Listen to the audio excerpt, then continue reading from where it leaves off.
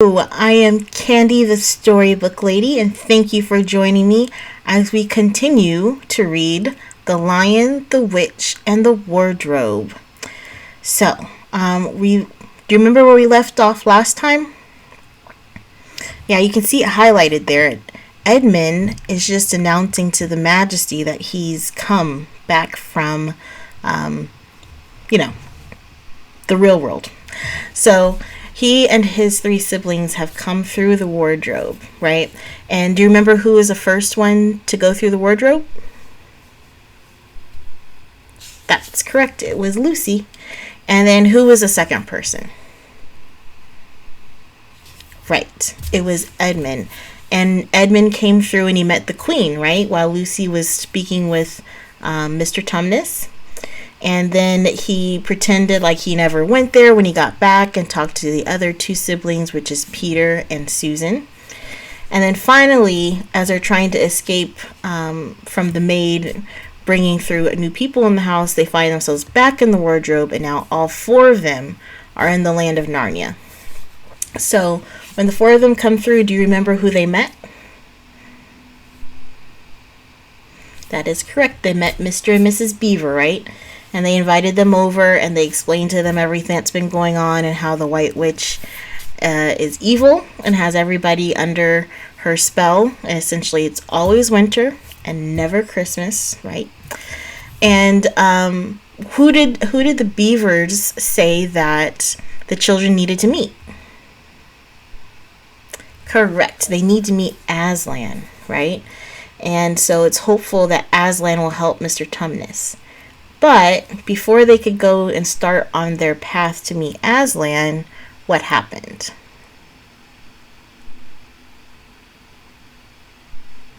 Correct. Edmund escaped, right? And he went to the White Witch and he saw all the stones in her front lawn. And now he's gotten past her secret police. And, well, not really past, because the secret police found him and brought him to the Queen. So let's find out what the Queen has in store for Edmund today. And let's find out if the other three kids actually get to see Aslan or if we'll have to wait a little bit longer. All right.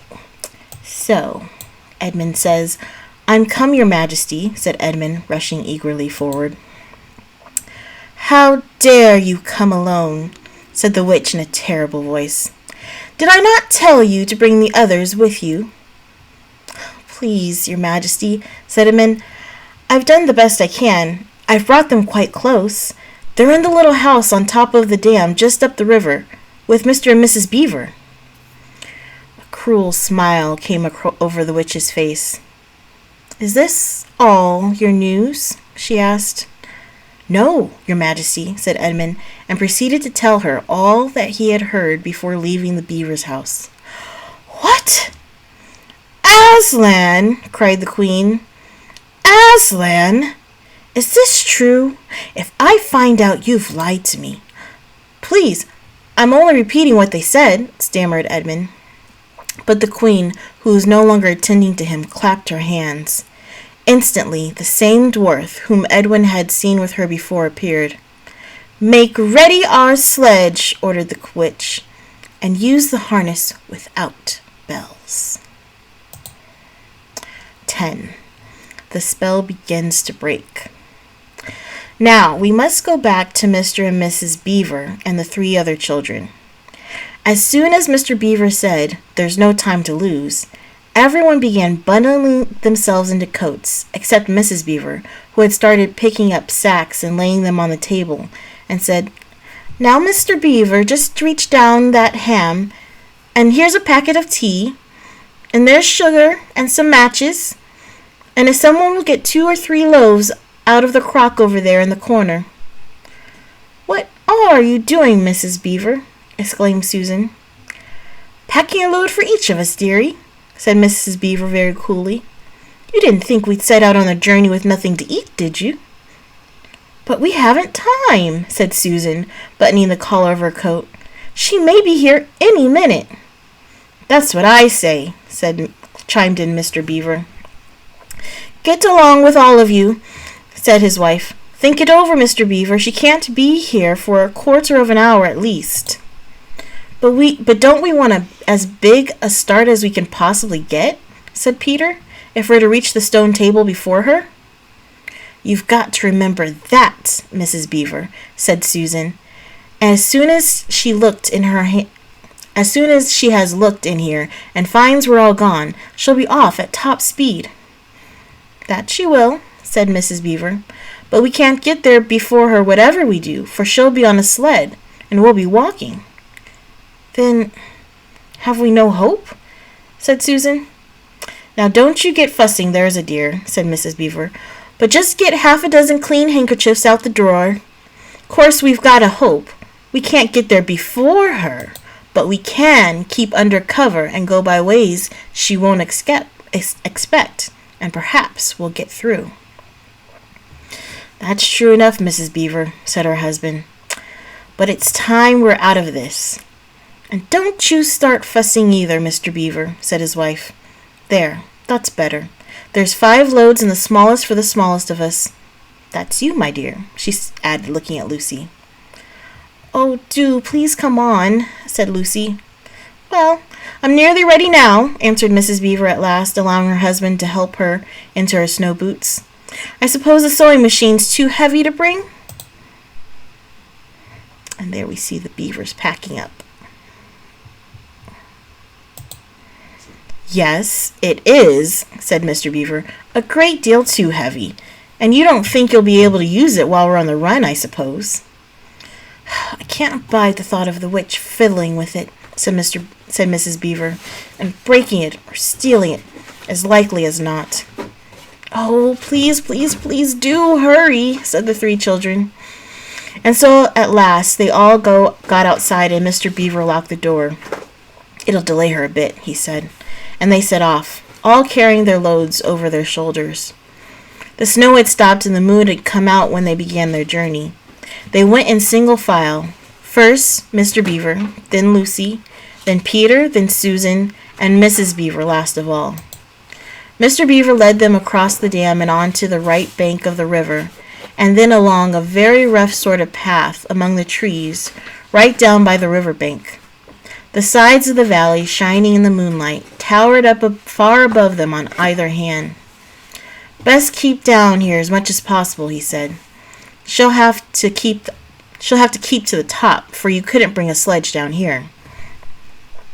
It would have been a pretty enough scene to look at if through a window from a comfortable armchair, and even as things were, Lucy enjoyed it at first. But as they went on walking, and walking, and walking, and as the sack she was carrying felt heavier and heavier, she began to wonder how she was going to keep up at all. And she stopped looking at the dazzling brightness of the frozen river, with all its waterfalls of ice, and at the white masses of the treetops, and the great glaring moon, and the countless stars, and could only watch the little short legs of Mr. Beaver going pad, pad, pad, pad through the snow in front of her, as if they were never going to stop. Then the moon disappeared, and the snow began to fall once more. And at last Lucy was so tired that she was almost asleep and walking at the same time, when suddenly she found that Mr. Beaver had turned away from the river bank to the right and was leading them steeply uphill into the very thickest bushes. And then, as she came fully awake, she found that Mr. Beaver was just vanishing into a little hole in the bank, which had been almost hidden under the bushes until you were quite on top of it. In fact, by the time she realized what was happening, only his short, flat tail was still showing. Lucy immediately stooped down and crawled in after him. Then she heard voices of scrambling and puffing and panting behind her, and in the moment, all 5 of them were inside. "Whatever is this?" said Peter's voice, sounding tired and pale in the darkness. I hope you know what I mean by a voice sounding pale. "It's an old hiding place for beavers in bad times," said Mr. Beaver, "and it's a great secret. It's not much of a place, but we must get a few hours of sleep." If you hadn't all been in such a plaguey fuss when we were starting, I'd have brought some pillows," said Mrs. Beaver. It wasn't nearly such a nice cave as Mr. Tumnus's, Lucy thought. Just a hole in the ground, but dry and earthy. It was very small, so that when they all lay down, they were all a bundle of clothes together. And what with that and being warmed up by their long walk, they were really rather snug. If only the floor of the cave had been a little smoother. Then Mrs. Beaver handed round in the dark a little flask out of which everyone drank something. It made one cough and sputter a little and stung the throat, but it also made you feel deliciously warm after you'd swallowed it, and everybody went straight to sleep. It seemed to Lucy only the next minute, though really it was hours and hours later, when she woke up feeling a little cold and dreadfully stiff, and thinking how she would like a hot bath. Then she felt a set of long whispers tickling her cheek and saw the cold daylight coming through the mouth of the cave. But immediately after she was very wide awake indeed, and so was everyone else. In fact, they were all sitting up with their mouths and eyes wide open, listening to a sound which was the very sound they'd all been thinking of, and sometimes imagining they'd heard during their walk last night. It was the sound of jingling bells. Mr. Beaver was out of the cave like a flash, and the moment he heard it. Perhaps you think, as Lucy thought for a moment, that this was a very silly thing to do, but it was really a very sensible one. He knew he could scramble to the top of the bank amongst the bushes and brambles without being seen, and he wanted above all things to see which way the witch's sledge went. The others all sat in the cave, waiting and wondering. They waited nearly 5 minutes. Then they heard something that frightened them very much. They heard voices. "Oh," thought Lucy, "he's been seen. She's caught him." Great was their surprise when a little later they heard Mr. Beaver's voice calling to them from just outside the cave. "It's all right," he was shouting. "Come out, Mrs. Beaver. Come out, sons and daughters of Adam. It's all right. It isn't her." This was bad grammar, of course, but that is how beavers talk when they're excited. I mean in Narnia. In our world, they usually don't talk at all.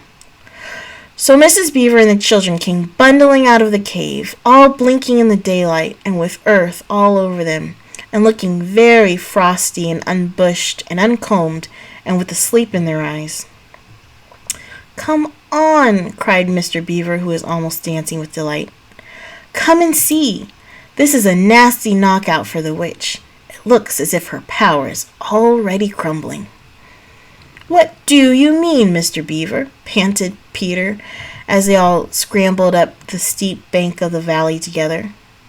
"Didn't I tell you," answered Mr. Beaver, "that she always made it always winter and never Christmas? Didn't I tell you?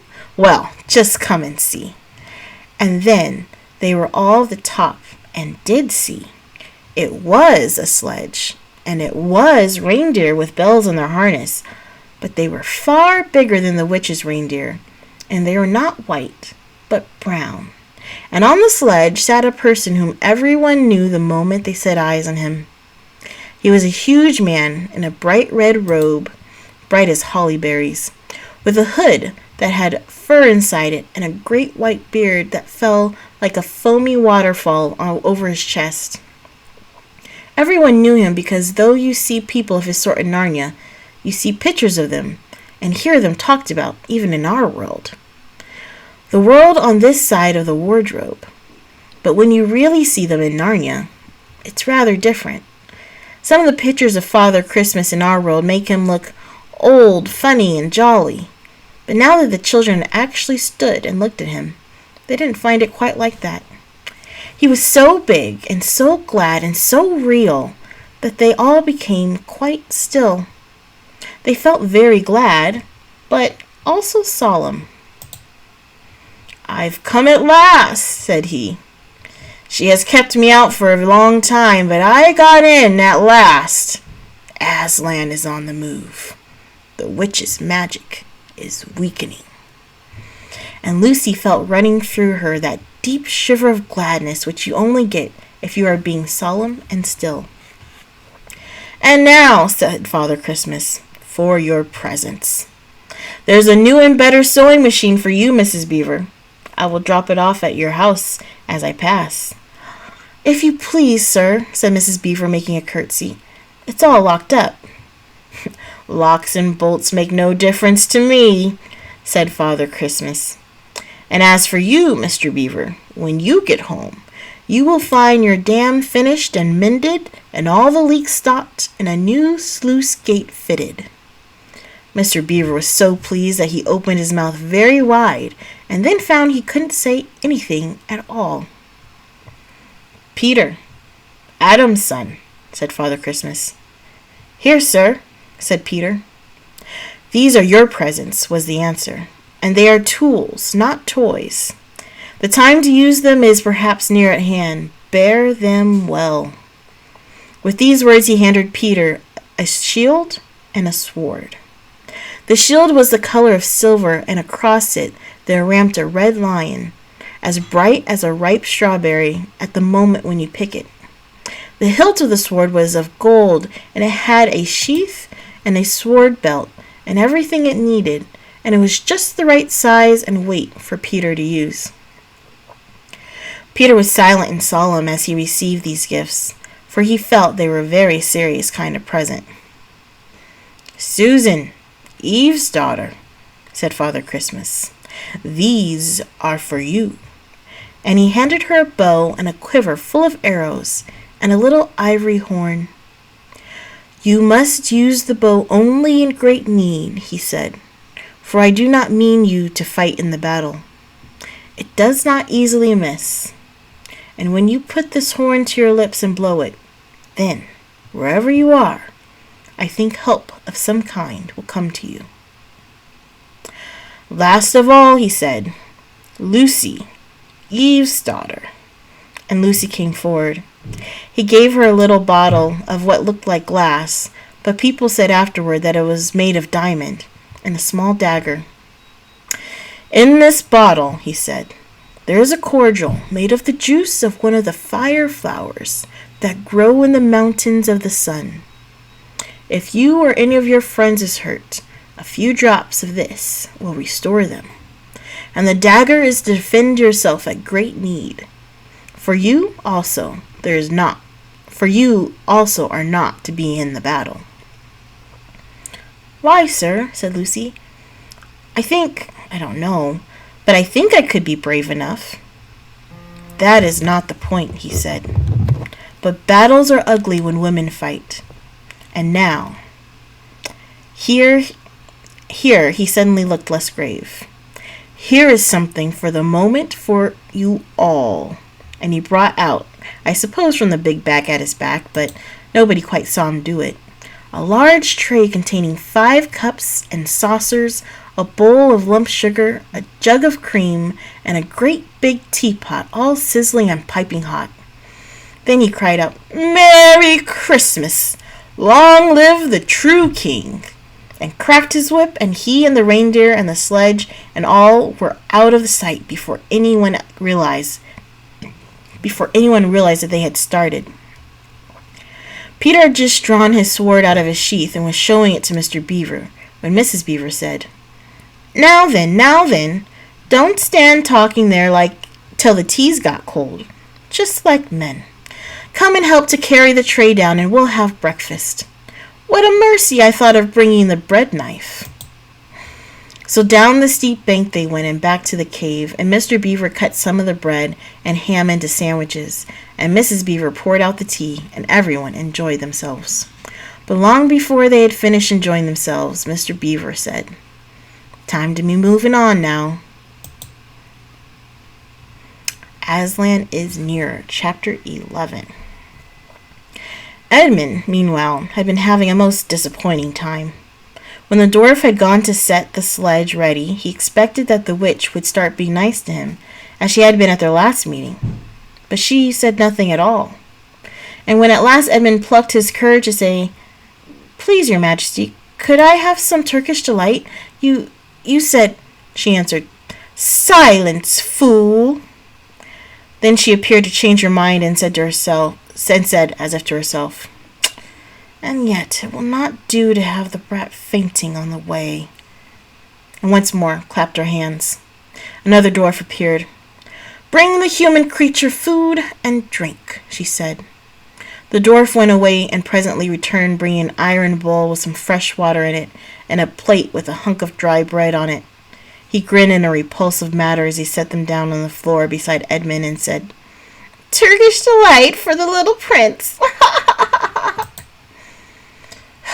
"Take it away," said Edmund sulkily. "I don't want dry bread."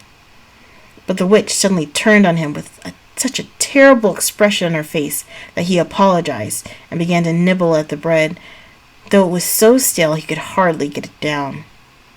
"You may be glad enough of it before you taste bread again," said the witch. So do we think Edmund's having a good time? I don't think so. I think he might be having second thoughts.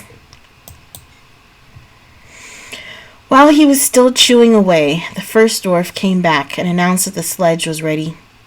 The white witch rose and went out, ordering Edmund to go with her. The snow was again falling as they came into the courtyard, but she took no notice of that and made Edmund sit beside her on the sledge. But before they drove off, she called Margrim, and he came bounding like an enormous dog to the side of the sledge. "Take with you the swiftest of your wolves and go at once to the house of the beavers," said the witch, "and kill whatever you find there. If they are already gone, then make all speed to the stone table, but do not be seen.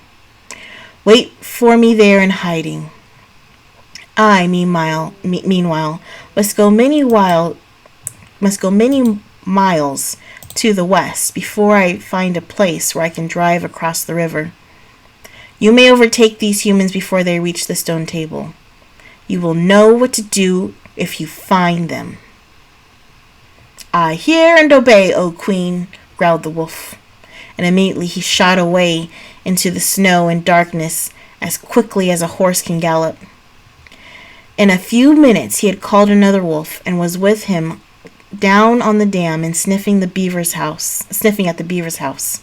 But of course they found it empty. It would have been a dreadful thing for the beavers and the children if the night had remained fine, for the wolves would have then been able to follow their trail, and 10 to 1 would have overtaken them before they'd gotten to the cave. But now the snow had begun again, and the scent was cold, and even the footprints were covered up.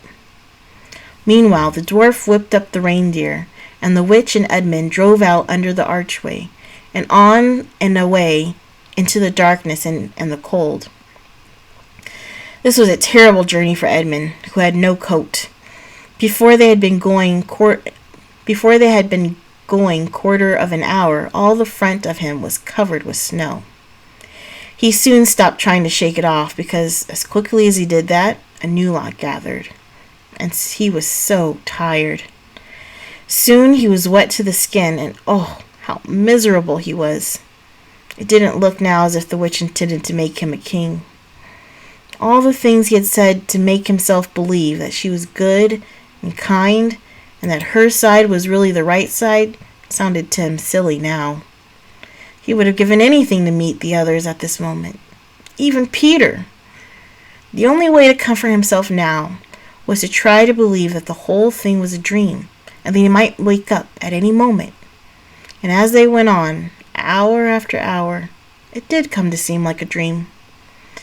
This lasted longer than he could describe, even if I wrote pages and pages about it. But I will skip on to the time when the snow had stopped, and the morning had come, and they were racing along in the daylight. And still they went on and on, with no sound but the everlasting swish of the snow and the creaking of the reindeer's harness. And then at last the witch said, "What have we here? Stop!" And they did. How Edmund had hoped she was going to say something about breakfast, but she had stopped for quite a different reason.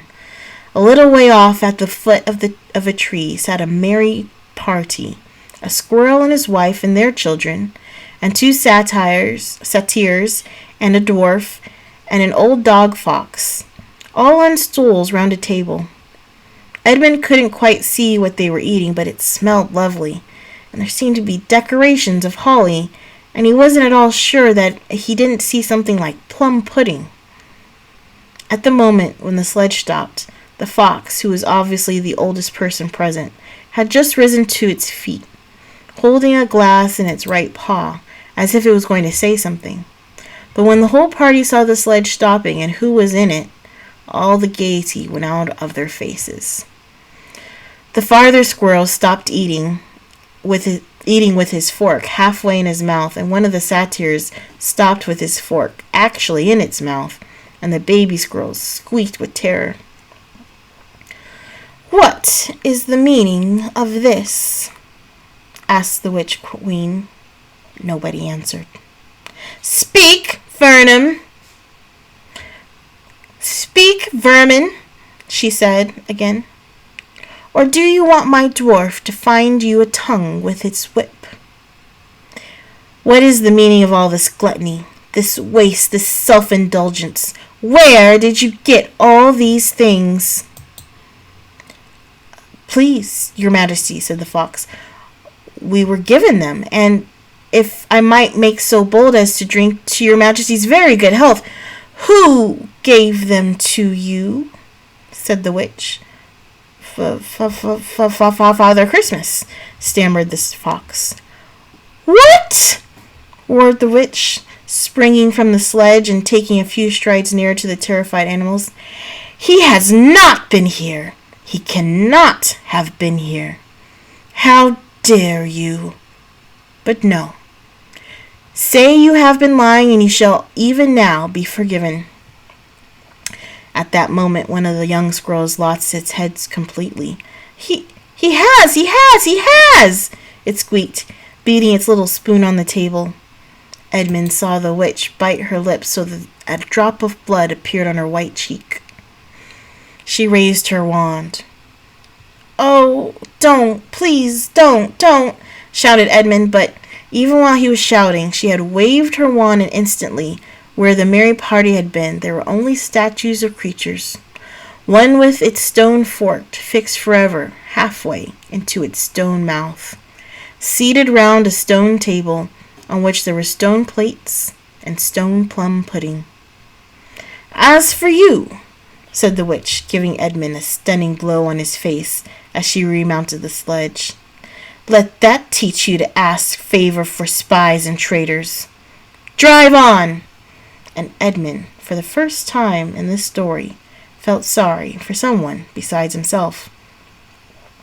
It seemed so pitiful to think of those little stone figures sitting there all the silent days and all the dark nights, year after year, till the moss grew on them, and at last even their faces crumbled away.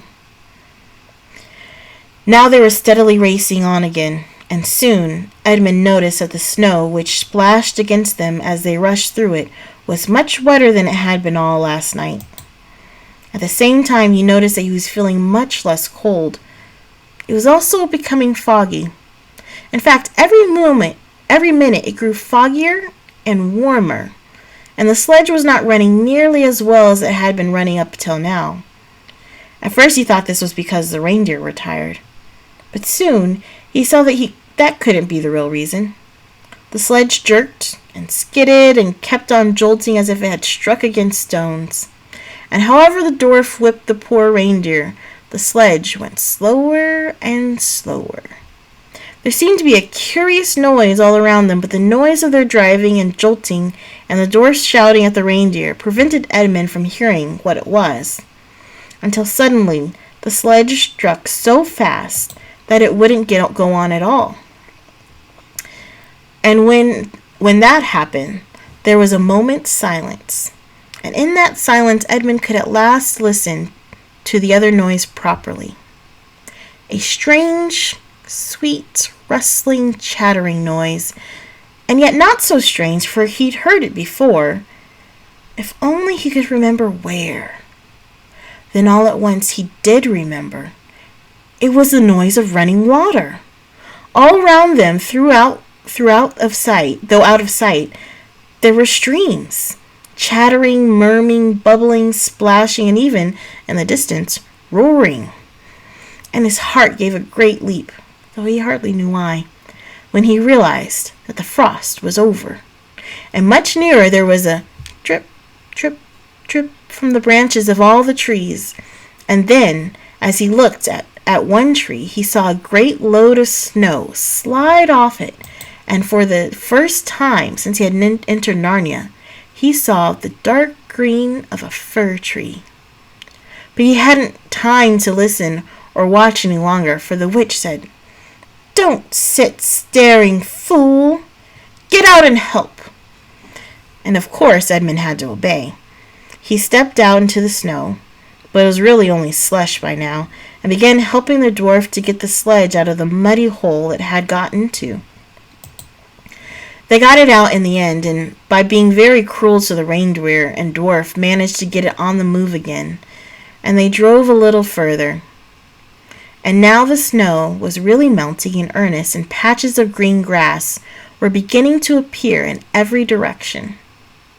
Unless you have looked at a world of snow as long as Edmund had been looking at it, you will hardly be able to imagine what a relief those green patches were after the endless white. Then the sledge stopped again. "It's no good, your majesty," said the dwarf. "We can't sledge in this thaw." "Then we must walk," said the witch. "We shall never overtake them walking," growled the dwarf. "Not with the start they've got." "Are you my counselor or my slave?" said the witch. "Do as you're told. Tie the hands of the human creature behind it and keep hold of the end of the rope. And take your whip. And cut the harness of the reindeer. They'll find their own way home." The dwarf obeyed, and in a few moments Edmund found himself being forced to walk as fast as he could with his hands tied behind him. He kept on slipping in the slush and mud and wet grass, and every time he slipped, the dwarf gave him a curse and sometimes a flick with the whip. The witch walked behind the dwarf and kept saying, "Faster! Faster!" Every moment the patches of green grew bigger and the patches of snow grew smaller. Every moment more and more of the trees shook off their robes of snow. Soon, wherever you looked, instead of white shapes, you saw the dark green of firs or the black prickly branches of bare oaks and beeches and elms. Then the mist turned from white to gold and presently cleared away altogether. Shafts of delicious sunlight struck down onto the forest floor, and overhead you could see a blue sky between the treetops. Soon there were more wonderful things happening. Coming suddenly round a corner into a glade of silver birch trees, Edmund saw the ground covered in all directions with little yellow flowers, celandines. The noise of the water grew louder. Presently, they actually crossed the stream. Beyond it, they found snowdrops growing. "Mind your own business," said the dwarf when he saw that Edmund had turned his head to look at them. Then he gave the rope a vicious jerk. But of course, this didn't prevent Edmund from seeing. Only 5 minutes later, he noticed a dozen crocuses growing round the foot of an old tree, gold and purple and white. Then came a sound even more delicious than the sound of water. Close beside the path they were following, a bird suddenly chirped from the branch of a tree. It was answered by the chuckle of another bird a little further off, and then, as if that had been a signal, there was a chattering and chirping in every direction, and then a moment of full song, and within 5 minutes the whole wood was ringing with the birds' music. And wherever Edmund's eyes turned, he saw birds alighting on branches, or sailing overhead, or chasing one another, or having their little quarrels, or tidying up their feathers with their beaks. "Faster! Faster!" said the witch. There was no trace of fog now. The sky became bluer and bluer, and now, There were white clouds hurrying across it from time to time. In the white glades there were primroses. A light breeze sprang up which scattered drops of moisture from the swaying branches and carried cool, delicious scents against the faces of the travelers. The trees began to come fully alive. The larches and birches were covered with green, the laburnums with gold.